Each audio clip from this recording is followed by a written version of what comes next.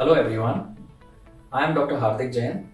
I am a pulmonologist and allergy specialist practicing at Sir H.N. Reliance Foundation Hospital, Mumbai. Today we will be talking about the common triggers for asthma. If you have asthma, your symptoms can arise after exposure to certain substances in the environment, which are known as triggers. Exposure to these substances can even lead to an asthma attack. These triggers vary from person to person, but today we'll discuss about some common triggers. So asthma triggers can be divided into three parts: allergens, irritants, and some other triggers. The common allergens found are house dust mite, which is a small microscopic bug that resides in the bed linen like pillow cover, bedsheet and blankets. Pollen, that is pollen grains arising from trees and grass. Pet dander, that is the dead skin cells of pet animals like dogs, cats and birds. Certain insects at home like cockroaches, mosquitoes, houseflies and ants. And lastly, molds, that is fungus which grow in damp places like bathrooms. Then we move on to the other class, which are called irritants. The common irritants are smoke, mainly cigarette smoke, which can be first hand or second hand.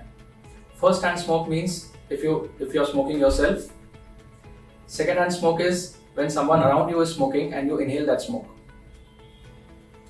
Next is outdoor air pollution, which arises from vehicles, stubble burning, construction sites and factories.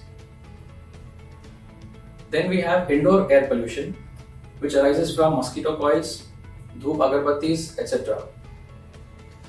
And lastly, even cold air, which when inhaled acts as an irritant.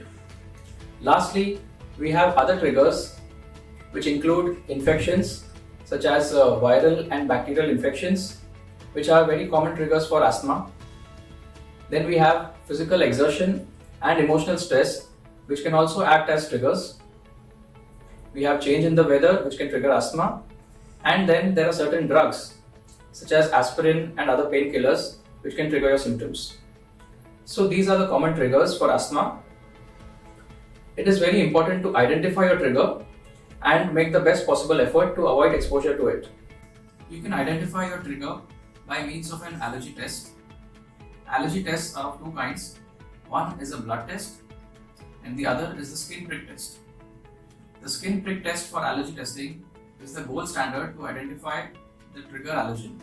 In this test, we introduce a small quantity of that allergen into the skin, wait for 15 to 20 minutes and look for a reaction.